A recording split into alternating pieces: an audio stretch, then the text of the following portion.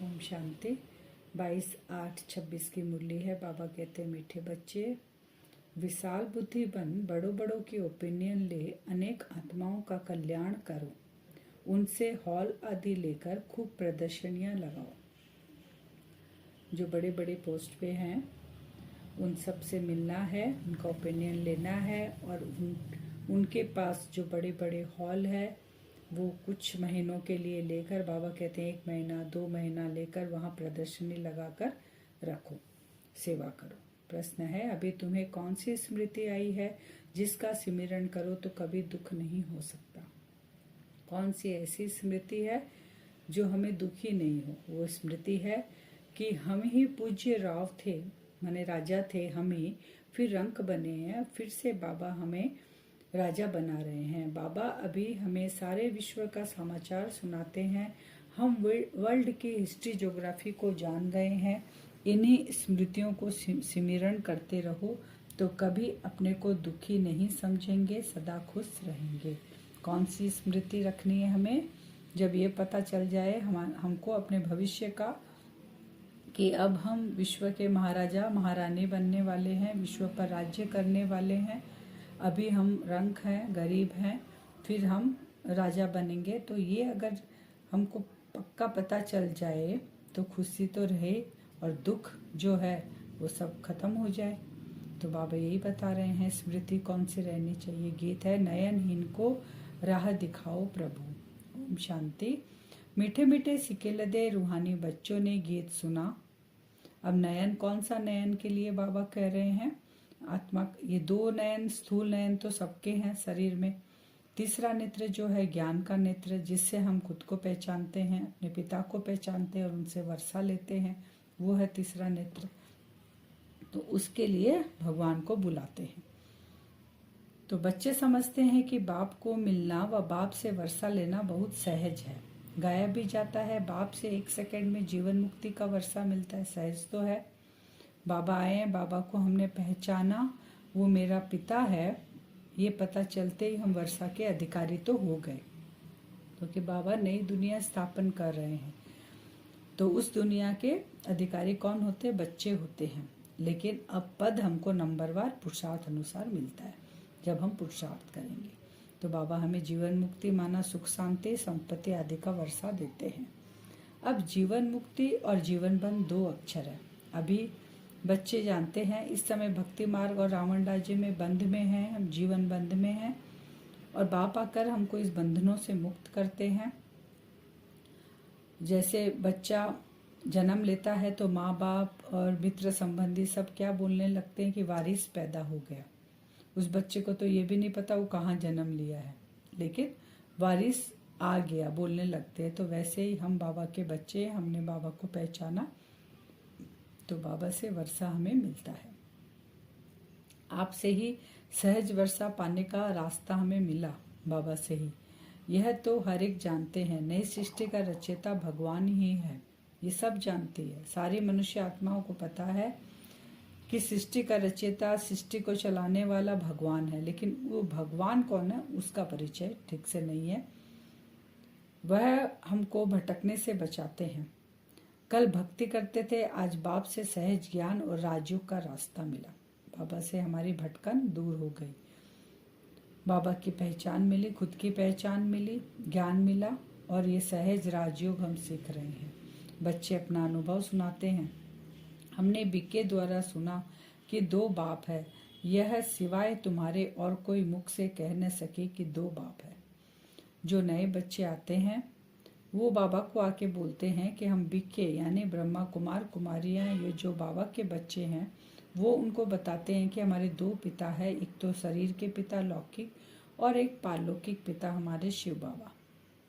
लेकिन जो नए बच्चे आके बोलते हैं तो उनको जब वो बच्चे बने तब उनको पता चले कि उनके 3 बाप हैं बीके के, तो क्योंकि अलौकिक पिता को वो जानते नहीं है, तो वो आके पहले ये बोलते हैं कि हम बोलते हैं उनको कि हमारे 2 पिता है। अलौकिक को जब वो बच्चे बनेंगे तो पहचानेंगे। तो तुम्हारी हर एक बात वंडरफुल है। अभी स्मृति में आता है, जो यहाँ के होंगे उनको झट स्मृति में आ जाएगा। हाँ, स्मृति में आए हुए को भी माया कोई समय जोर से थप्पड़ लगाए विस्मृत कर देती है। स्मृति तो आ गई, लेकिन बाबा कहते हैं माया क्या करती है? माया कभी कभी ऐसा थप्पड़ लगाती है कि हम स्मृति से विस्मृति में चले जाते हैं। तो बच्चों को हम बच्चों को सबको बहुत बड़ा खबरदार से रहना चाहिए।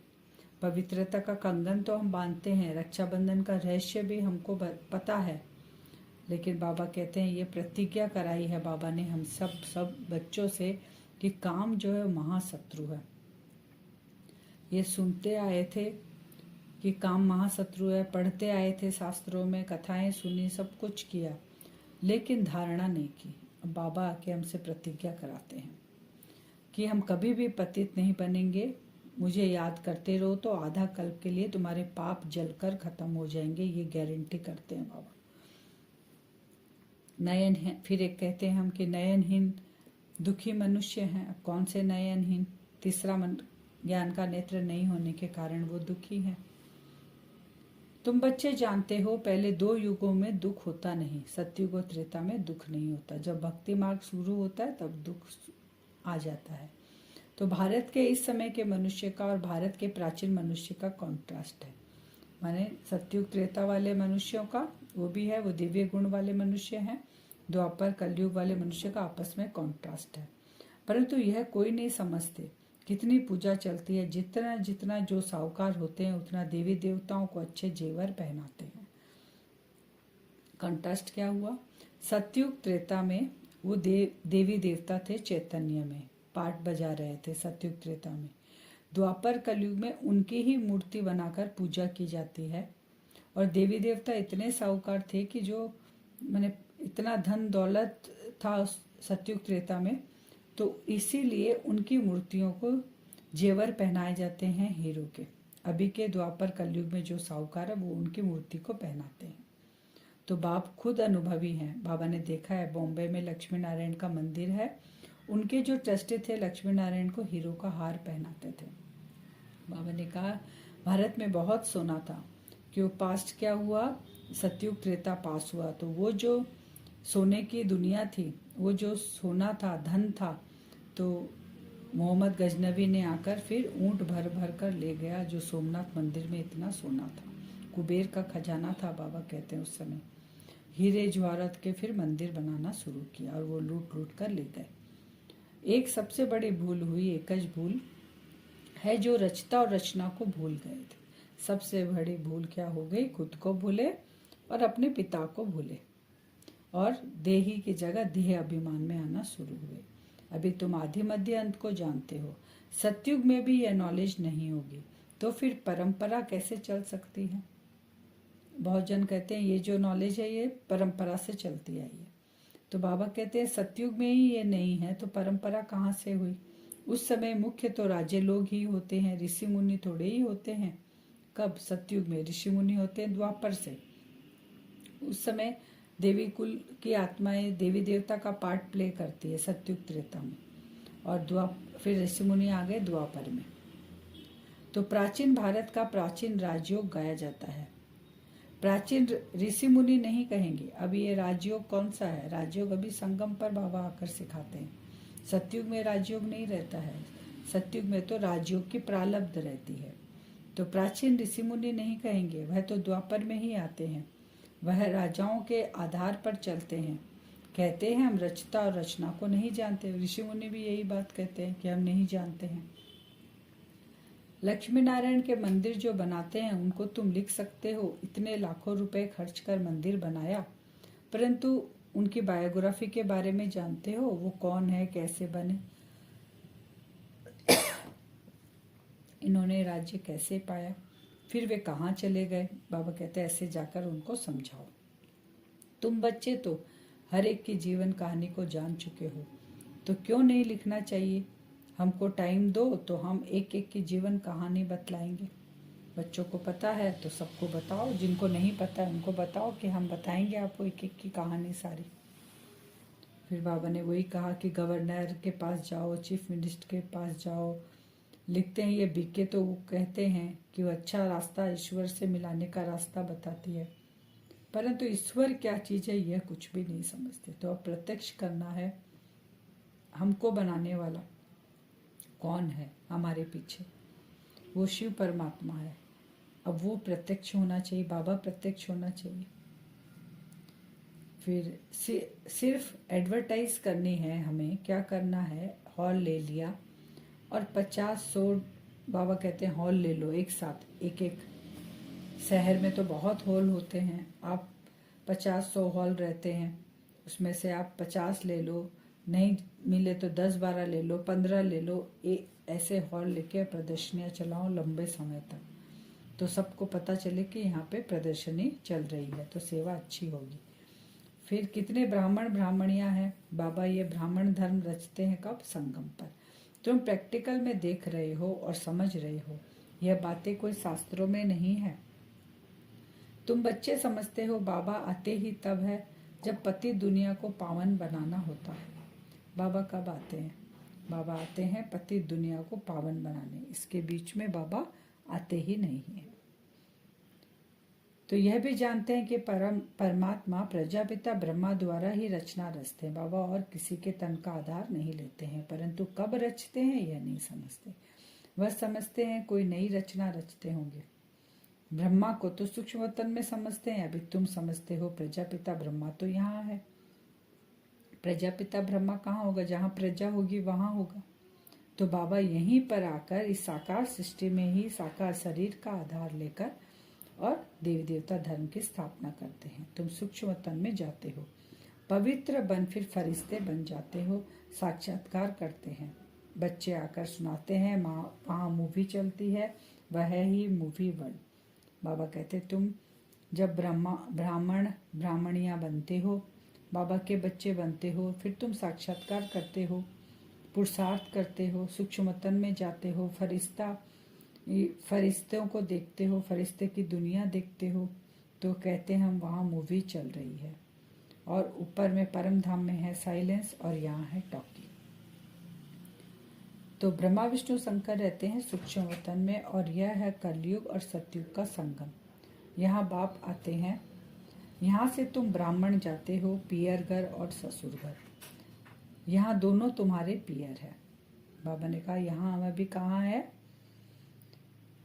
पियर घर में है, फिर हम जाएंगे पियर घर और ससुर घर। सतयुग को ससुर घर बाबा कहते हैं कि तुमको श्रृंगार करके बाबा हमें भेजते हैं दिव्य गुणों का। तो अभी जो हम योग लगाते हैं तो सूक्ष्म वतन जाते हैं, शिव बाबा के पास जाते हैं, तो दोनों हमारे पियर घर हो गए, और स्थूल में सतयुग में हम ससुर घर में पाठ बजाने के लिए आएंगे। अब उनको ज्ञान तो था नहीं, बाबा कह रहे हैं जो माने पियर घर और ससुर घर, ऐसा किसी को ज्ञान तो था नहीं। अभी तुम समझते हो बगीचा किसको कहा जाता है, यह है कांटों का जंगल और वह है फूलों का बगीचा। बगीचा किसको कहते हैं ये ज्ञान नहीं, पियर घर ससुर घर कौन सा है ये किसी को ज्ञान नहीं। ये बाबा आकर ही कहते हैं कि अभी कांटों का जंगल है जिसको मुझे फूलों का बगीचा बनाना है।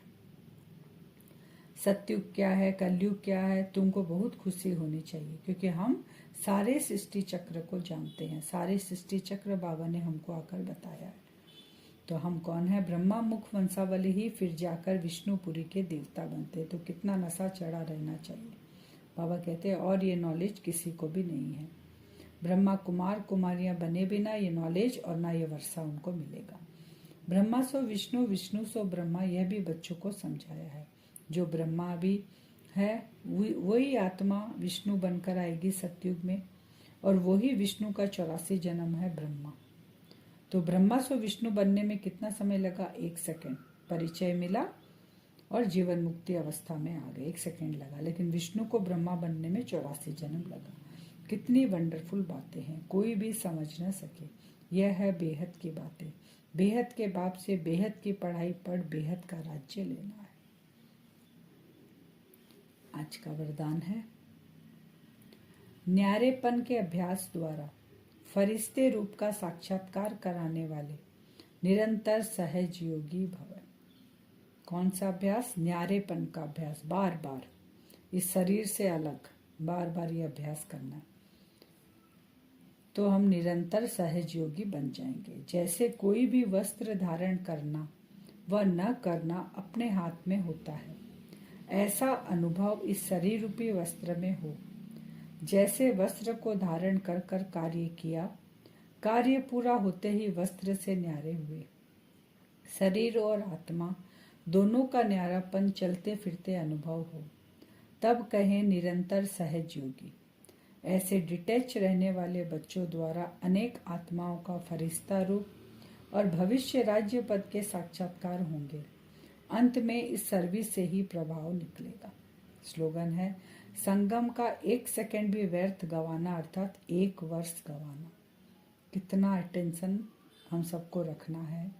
1 सेकंड का बाबा ने 1 वर्ष कहा है। चेकिंग करें हम दिन में कितने घंटों बर्बाद करते हैं। अव्यक्ति सारे अपवित्रता के बीज को भी समाप्त कर संपूर्ण स्वच्छ बनो।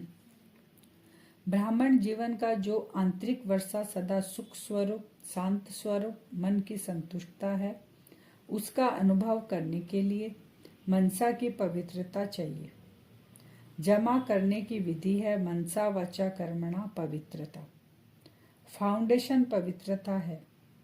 सेवा में सफलता का आधार भी पवित्रता है। संकल्प व बोल में और कोई भी भाव मिक्स नहीं हो। भाव में भी पवित्रता, भावना में भी पवित्रता। कितनी पवित्रता पर अटेंशन देना। मनसा वाचा कर्मणा तो है मोटे रूप में, बाद में संकल्प में भी जो भाव स्वभाव भावना है उसमें भी पवित्रता हो। अब हम योग करेंगे वरदान से।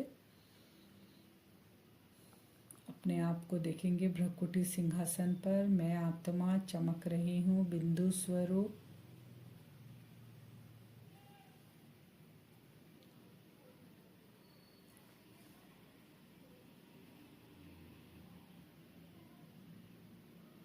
पावरफुल किरणें बाबा से, परम धाम से मुझ आत्मा पर पड़ रही है।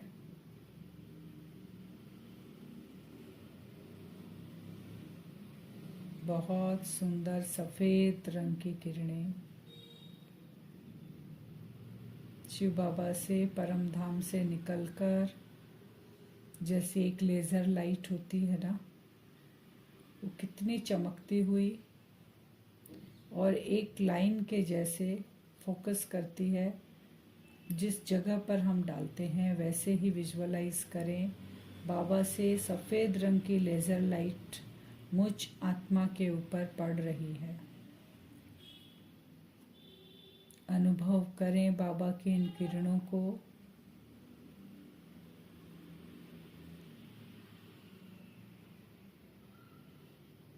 मैं आत्मा बिंदु स्वरूप इस ब्राह्मण चोले में अपने आप को विजुअलाइज करें। भ्रकुटी सिंहासन पर बैठी हूँ, बाबा की इस लेजर किरणों से चार्ज हो रही हूँ।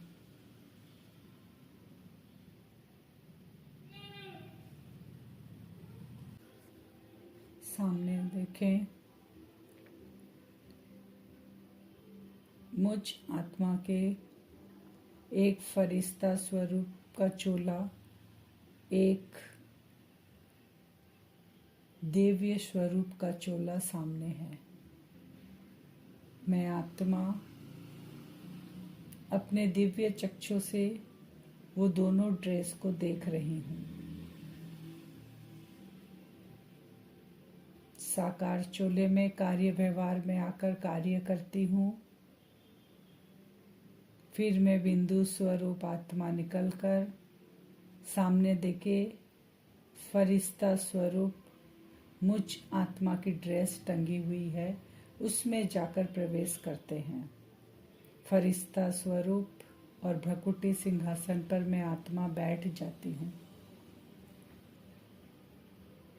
कुछ क्षण इस लाइट माइट स्थिति का अनुभव करेंगे और बाबा से कंटिन्यू वो लेज़र किरणें, पावरफुल किरणें मेरे ऊपर पड़ रही है। वो लाइट की किरणें आत्मा के ऊपर यानी फरिश्ताई बॉडी पर जाकर पड़ना शुरू हो गई। आत्मा फरिश्ता स्वरूप में स्थित हो गई, आत्मा के ऊपर पड़ रही है और वो किरणें पूरे फरिश्ताई जो ड्रेस मैंने पहनी उसमें फैल रही है। ये वाइब्रेशन चारों ओर फैल रहा है। लाइट माइट स्थिति में स्थित में फरिश्ता। अब सामने देखें, अपने देवताई स्वरूप का चोला ड्रेस है। मैं आत्मा फरिश्ता ड्रेस से निकलकर अपने देवताई जो ड्रेस है उसमें प्रवेश करती हूँ। उस ड्रेस में भी भ्रकुटी में जाकर बैठे। बाबा से कंटिन्यू किरणें मुझ आत्मा पर पड़ रही है।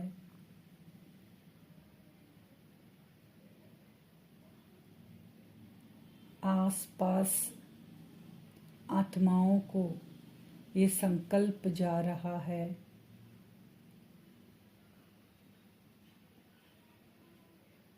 सभी आत्माएं इस दिव्य स्वरूप का दर्शन करने के लिए पहुंच रही है। अपने सामने उन भक्त आत्माओं को देखें। उनकी श्रेष्ठ मनोकामनाएं मैं आत्मा इस दिव्य स्वरूप में बाबा से किरणें लेकर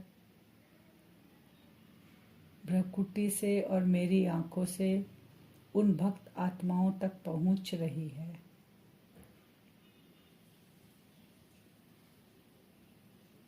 फिर मैं आत्मा वापस अपने इस ब्राह्मण चोले में प्रवेश करती हूँ।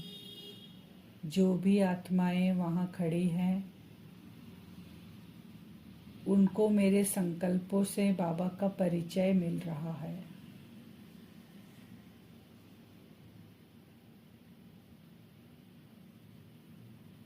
ऐसे बार बार हम अपने इस स्वरूप में स्थित होकर डिटैच होकर सेवा करेंगे आज बार बार, और ये वाइब्रेशन फैलाएंगे। ओम शांति।